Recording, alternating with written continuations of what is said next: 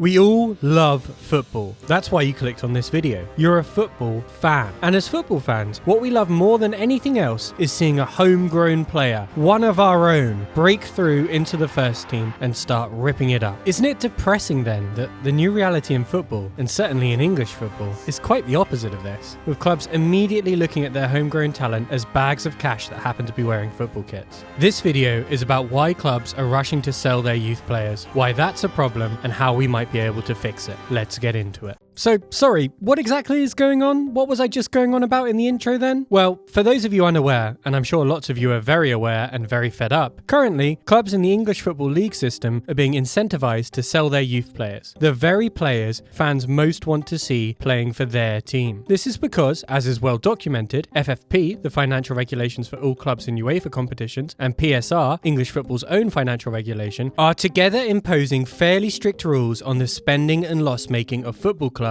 in the English Football League system. In response to these strict rules, clubs are taking more creative routes to making money, at least on the accounting balance sheet. What's happening with youth players is another way of making the most of your revenue streams. Let's have a look at how this works. Now, accounting is boring. Sorry, accountants and trainee accountants out there. I'm sure you find joy in your jobs and that's great. And to be honest, being a forensic accountant does sound quite cool and James Bondy. But for the rest of us, there isn't much fun in listening to the intricacies of accounting. Additionally, I'm not an accountant. It would have been quite a cell phone just then if I was, nor do I have any accounting training. And the consequence of this is that I'm going to do this explanation of what's happening very basically and very quickly to just give you guys the important basic outline of what's going on so we can get to the much more interesting topic of how to fix this. And while we're talking about doing things quickly in order to secure more interesting things in the future, why not quickly like this video if you're enjoying it and subscribe so you don't miss more interesting football videos in the future. We're only a small channel, so every like and subscription really does make a massive difference. Okay, here goes. In football finance, very broadly and ignoring a lot of important stuff, when you sell a player, your club makes,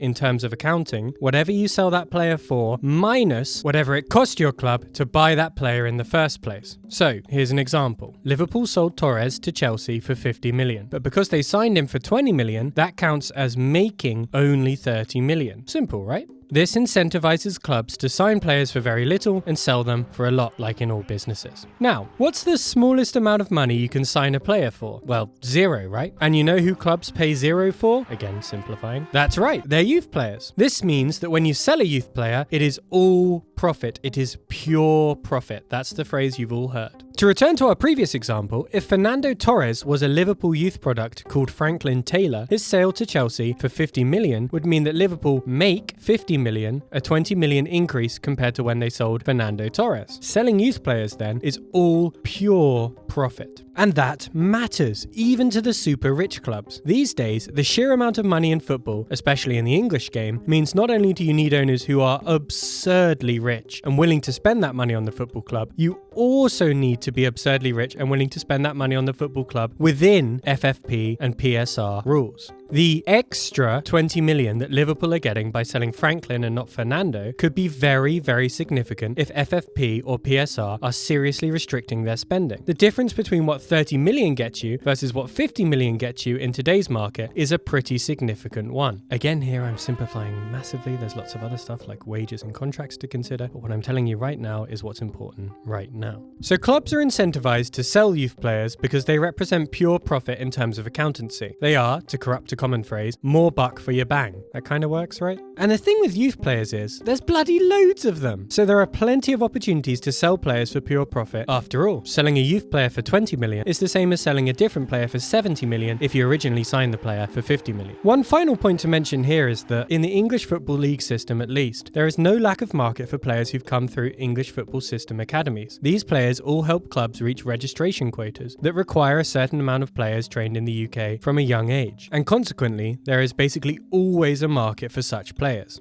So that's why this has been happening. Clubs are selling off their youth players, the very players fans most want to see in their teams, players who are one of their own for that most classic of reasons, money. Or more strictly speaking, accountancy. And to state the obvious, this seems bad, right? It is surely not the case that we as football fans want the correct and sensible decision for the people in charge of the money at our football clubs to be to try to sell youth products, because at the moment, talking purely about money, that is the correct decision for CEOs, chairpersons, and heads of recruitment everywhere.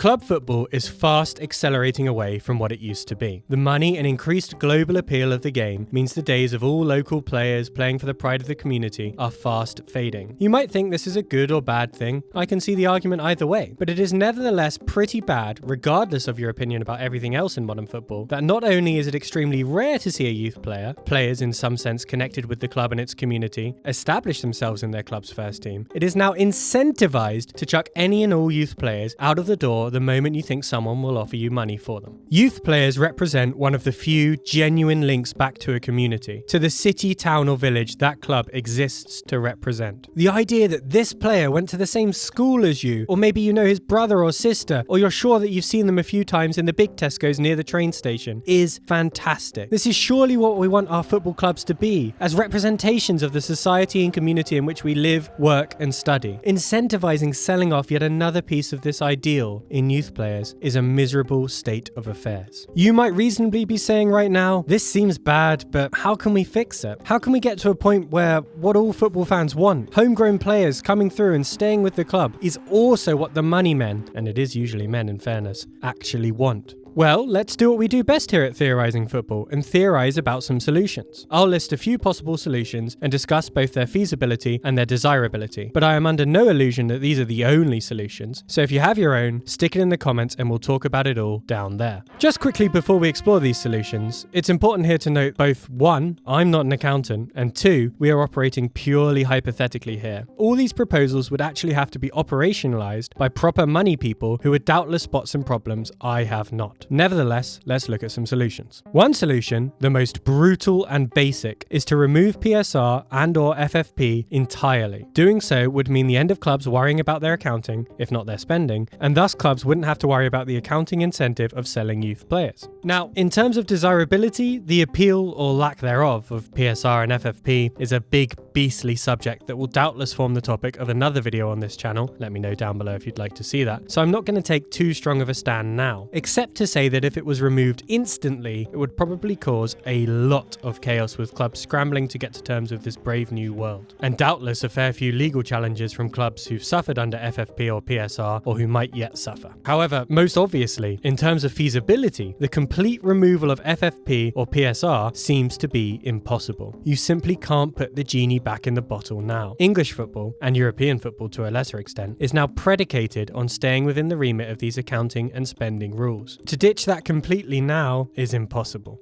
But do we need to ditch it completely? Another alternative is to relax or loosen FFP and/or PSR rules. Instead of removing these accounting and spending rules entirely, we relax them, with the goal of allowing clubs to spend more without having to sell as much, and therefore without having to resort to selling youth players. In terms of feasibility, while this would not be an easy thing to imagine happening, I think it is at least in the realm of the feasible. Inevitably, as inflation grows and football inflation grows, you imagine that these limits on spending will be increased, and thus that there are procedures and rules already in place for an increased spending limit in FFP and PSR. Loosening these rules in order to stop the fire selling of youth players would just be an acceleration of this process. But how about desirability? What would this actually achieve? Well, here I think this proposal falls down a bit. Football spending is a bit like pumping up a balloon with helium. The gas just keeps expanding until it completely fills the balloon, and eventually, if you keep pumping, it pops. Increasing the spending or accountancy limits of PSR and FFP would maybe work for a year, but very quickly we'd be in exactly the same situation we're now in, with clubs at the very limit, a new limit, but still at the limit, and looking around the room to sell the family jewels, which in our case are their youth players. Clubs would simply keep spending until they hit this new limit and we'd be back to square one, so this solution doesn't work either. Here's another pretty nuclear option. Let's just remove the incentive entirely. Let's make it so there is no massive profit in selling youth players compared to other players. They're just somehow no longer any more important to sell than any other player. In terms of desirability, this is an obvious win. We're taking the very specific problem we have, youth players are better to sell for accountancy reasons, and removing the accountancy reasons that make them a problem. It's what everybody wants. But let's return to the somehow no longer any more important to sell that I just said. That's a somehow that's doing a hell of a lot of heavy lifting here in terms of feasibility. How on earth would we just remove this? The idea that profit you make on a sale is equal to how much you sell it for minus how much you paid for it is a pretty universal idea. It's not just some weird quirk unique to football finance. We could maybe apply some very rudimentary numbers and say, for example, all youth players are accounted for as if you'd signed the player initially for half that fee. So in our Franklin Taylor example, when Liverpool sell this youth product for 50 million, they earn, in terms of accountancy, only half of this, 25 million. Doing this would stop incentivizing the sale of youth products as pure profit, as it is now half profit. Indeed, you could maybe go further and say, in order to help youth production, that other half, the money that previously the club would have had and that very much exists but is now not allowed to be accounted for, should go towards youth production, either at a club level or perhaps taxed and used throughout the country's youth academies. Such a thing would certainly disincentivize clubs from selling youth players, and when they did end up selling them, the money would go to helping make new youth players. There are some positives with such an approach, but